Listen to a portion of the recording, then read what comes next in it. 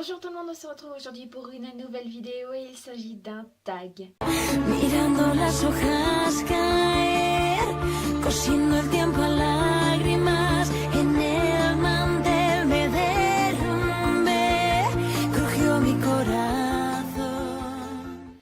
Le tag qu'on fait aujourd'hui, il s'agit du Big Book Tag que j'ai beaucoup vu sur les chaînes anglophones.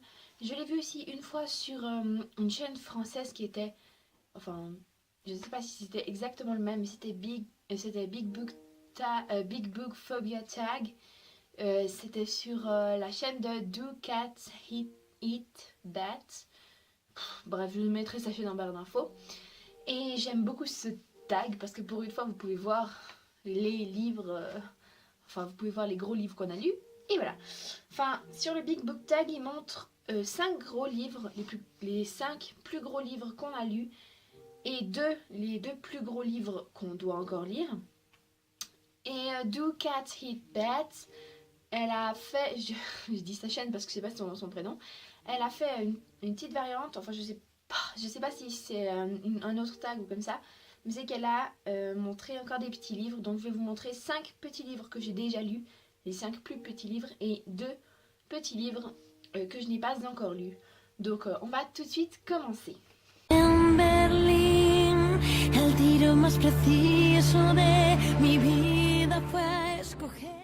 Le numéro 5, il s'agit de La couleur des sentiments de Catherine Stockett aux éditions Jacqueline Chambon.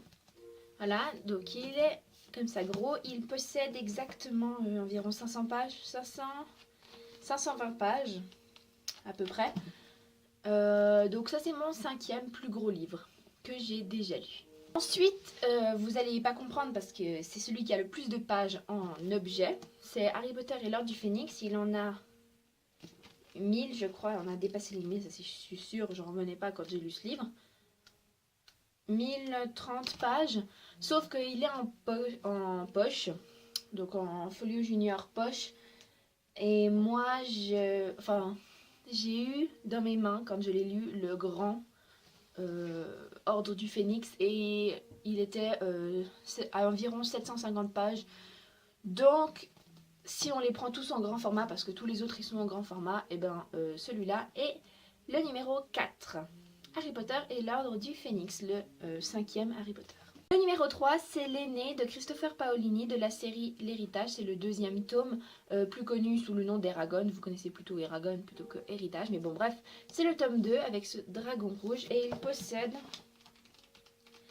environ 800 pages, ouais, 797 exactement, donc c'est pas, c'est presque 800 mais bon. Et donc c'est la suite de Eragon. Moi j'ai le 1 mais en poche, donc je serais pas du tout capable de dire combien de pages il a, mais en tout cas L'aîné est en numéro 3. Et je l'avais lu il y a 7 ans, c'est possible, je sais pas du tout. Numéro 2, il s'agit de Brinzingr de Christopher Paolini aux éditions Bayard Jeunesse. Donc ça c'est le tome 3. Voilà. Et il a un petit peu plus de pages. Lui il a passé les 800. Ouais. 807 pages justement. Donc celui-là c'est le numéro 2. Et voilà. La série d'Héritage c'est vraiment des tomes avec énormément de pages. C'est incroyable. Et le numéro 1, il s'agit de l'intégrale des chroniques de Narnia de C.S. Lewis. Donc c'est tous les livres, toute la série Narnia réunie en un seul livre. Je l'ai acheté il n'y a pas longtemps ce livre-là, mais quand je l'avais lu, j'avais bel et bien lu l'intégrale. Donc on peut vraiment dire que c'est le plus gros livre que j'ai lu. Voilà. Et c'est aux éditions Gallimard. Et j'aime beaucoup cette couverture. Vous l'avez déjà montré dans mon Fall Time. En Berlín, el tiro más preciso de mi vida fue escoger. Voilà, alors on passe maintenant aux deux plus gros livres qui sont dans ma palle, donc que je possède et que je n'ai pas encore lu, donc je vais tout de suite vous les montrer. Le premier, enfin je veux dire, non, le deuxième qui est pas très gros moyennement, c'est celui de Scarlett de Marissa Meyer aux éditions Pocket Jeunesse, donc c'est le tome 2 des Chroniques lunaires. Et c'est sur le petit chaperon rouge comme on voit cette couverture, parce que Cinder c'était sur Cendrillon. On voit la couverture là. Et donc là, on est sur le petit chaperon rouge et il comprend 500 pages. Non, 470 environ. 480. Voilà, il comprend 480 pages environ, donc c'est pas énorme, mais j'en ai pas de plus gros. Ça me rassure d'un certain côté. Bien sûr, il y a beaucoup de livres que j'aimerais lire, mais que je n'ai pas dans ma palle. Par exemple, j'aimerais beaucoup lire Game of Thrones parce que c'est mythique. Le Seigneur des Anneaux, j'aimerais beaucoup. J'en ai un. J'ai le premier tome des Seigneurs des Anneaux, mais il est en poche, donc je peux pas dire. Enfin, c'est pas mon plus gros livre en tout cas. Mais il y a vraiment plein de livres que j'ai envie de lire qui sont sûrement plus gros que les Chroniques lunaires, mais dans ma palle, il n'y a que celui-là. Et le numéro 1, c'est encore la série L'Héritage, c'est le dernier tome, d'ailleurs, qui s'appelle L'Héritage, de Christopher Paolini, aux éditions Bayard Jeunesse. Encore un dragon, cette fois vert, il est vraiment magnifique ce livre, je l'adore. Et ça fait super longtemps qu'il est dans ma palle. Le truc, c'est qu'il faudrait que je relise toute la série parce que je me souviens absolument pas de quoi ça... Enfin, je sais de quoi ça parle, mais je me souviens absolument pas où on en est intéressé dans le 3. Donc vous imaginez bien quand il faut que j'avale 3 tomes comme ça, avant de lire celui-là, ça me décourage assez. Donc soit, si vous avez lu ce livre, est-ce que vous pourriez, en message privé, me mettre de quoi ça parle l'héritage, de quoi ça parle le Eragon, l'aîné et Brinzing, parce que je sais plus trop où j'en étais restée, je sais de quoi parle l'histoire, mais un bref résumé, ça m'arrangerait vraiment, parce que j'ai vraiment pas le courage de lire le 1, 2 et 3 avant de lire l'héritage. Surtout qu'il a, de nouveau, 800 pages, presque 900 cette fois. Il a 888 pages, super chiffre en passant. Donc voilà, vous imaginez bien qu'à la perspective d'avaler ça, je suis un petit peu découragée. Mais si j'ai un petit résumé sur le 1, 2, 3, peut-être que vous m'encouragerez à le lire. En Berlín, el tiro más preciso de mi vida fue escoger. Maintenant, on passe aux 5 plus petits livres que j'ai lus, voilà, et que je possède. Donc on va tout de suite commencer. Donc, le numéro 5, donc le plus gros des plus petits, il s'agit des Forceurs du Blocus de Jules Verne qui comprend environ 80 pages. Mais c'est écrit quand même très gros. Pour que vous fassiez une idée, mais ça je tombe. Voilà, c'est écrit plutôt gros. Ensuite, il est plutôt long. Donc oui, c'est mon plus gros des plus petits. Mais je pense que si on rétrécissait, ça serait encore plus petit. Donc voilà, c'est aux éditions Librio. Et j'avais lu ça il y a très longtemps pour l'école, j'avais 12 ans quand je l'ai lu. En numéro 4, nous avons Adieu de Honoré de Balzac. Normal que ce soit très court parce que c'est une nouvelle réaliste. C'est aux éditions Nathan et c'est des carrés classiques, donc lui il est très ramassé. Et il a aussi une 70aine de pages. Le seul truc c'est qu'il a... Déjà il a des marges et au milieu il a ces petits exercices, vous savez, qu'on trouve dans les éditions scolaires. Du coup il a 70 pages mais moins... Il faut encore enlever les exercices au milieu. Le numéro 3, il s'agit du Le temps des mots à voix basse de Annelise Grobetti aux éditions La Joie de lire. Donc celui-là, il comprend environ, il a 65 pages, mais il a chaque page des sauts comme ça. C'est écrit plutôt gros. Je vais vous montrer 2-3 pages. Donc on a là. Ensuite on tourne.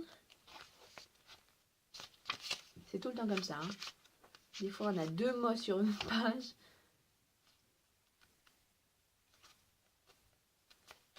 Voilà, donc vous avez une petite impression de comment est ce livre, donc il est encore plus petit.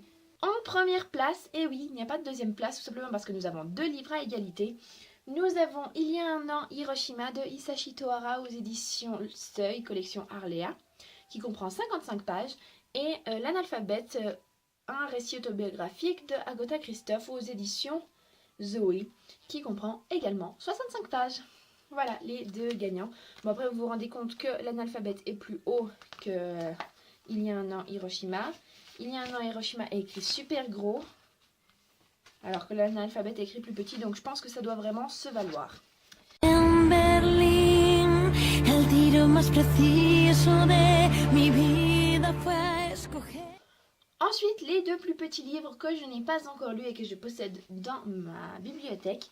Le deuxième, il s'agit de Une fantaisie du Dr Ox de Jules Verne aux éditions Folio. Voilà. Et ensuite nous avons La Vierge des Glaces de Hans Christian Andersen aux éditions Folio également. Voilà. Finalement, nous avons une pile comme ça haute qui arrive même pas à entrer dans la caméra. Voilà. Ça doit bien valoir 6 kilos à mon avis. J'aurais bien voulu les peser, mais la balance ne fonctionnait plus. Voilà, alors Narnia, l'aîné, Brinzing, La couleur des sentiments, l'héritage, Scarlett et Harry Potter à l'école. Non, Harry Potter et l'ordre du Phénix. Pour une toute petite pile de petits livres. Voilà. Ceux-là, on peut bien les rapprocher. Donc franchement, là je peux les porter sans problème alors qu'il y a le même nombre de livres. C'est assez marrant de se dire qu'on lit des livres comme ça. Et des livres comme ça. Donc j'espère que ce tag vous a plu, en tout cas moi il m'a beaucoup plu parce que j'ai trouvé intéressant de voir un peu ce que j'avais lu niveau page. On se revoit très bientôt pour une prochaine vidéo et tout ce que j'ai à vous dire c'est ciao.